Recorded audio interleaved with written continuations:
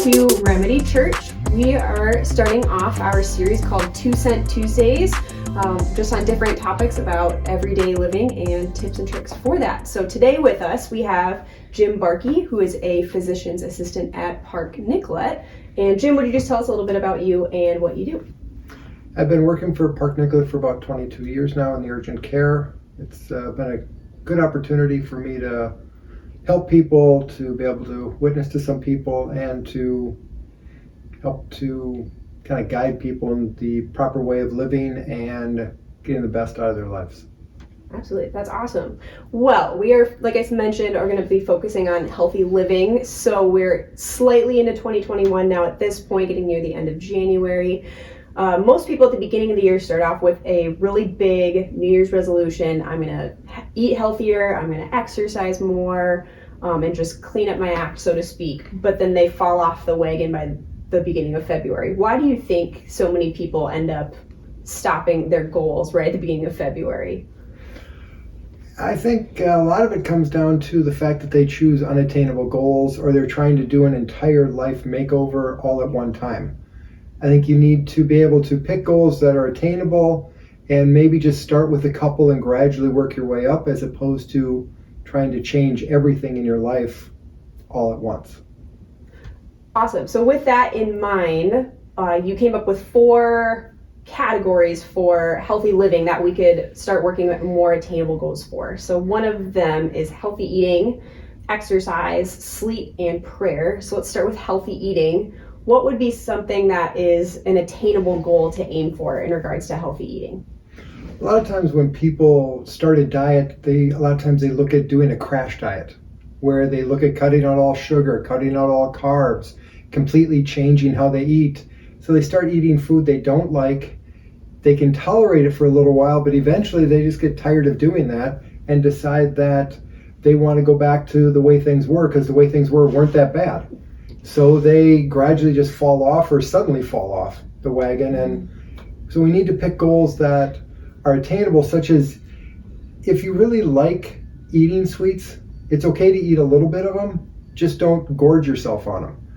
It's okay to have a little treat every once in a while, but try to have some healthy meals, maybe every once in a while a not so healthy meal, but try to intermix the both, as opposed to just having all healthy or all crap meals. Try to gradually then change as you start to realize that you don't need the sugar as much as you did, because your body craves the sugar. The more you're without the sugar, the less you crave it, the more you're able to then gradually get away from the sugar and get into the more healthy eating.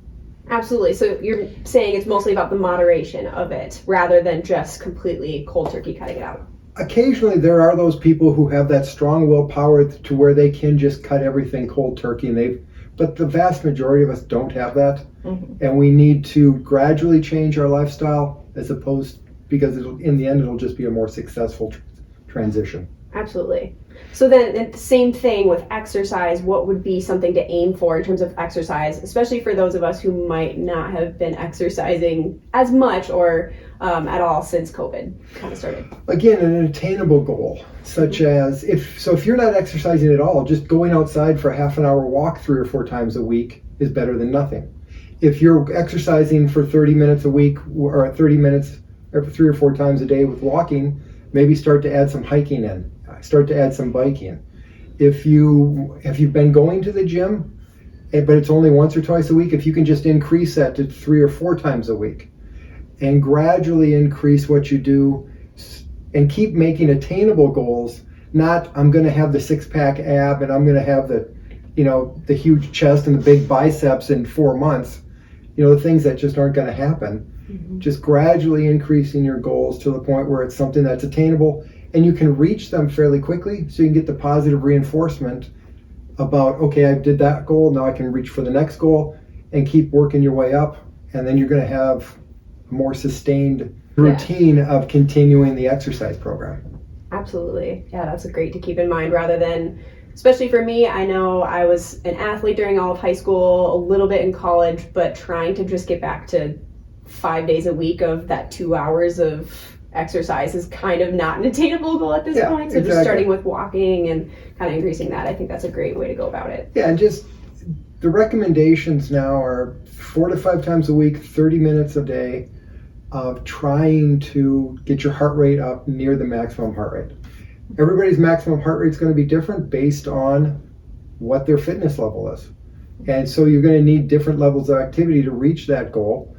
So you just need to kind of pick a goal that's attainable. But also, if you haven't really exercised, maybe if your fitness is not where it needs to be a good idea to talk to a doctor, get a physical, make sure that, any activity you do is going to be safe for you. It's not going to cause you any harm or be dangerous.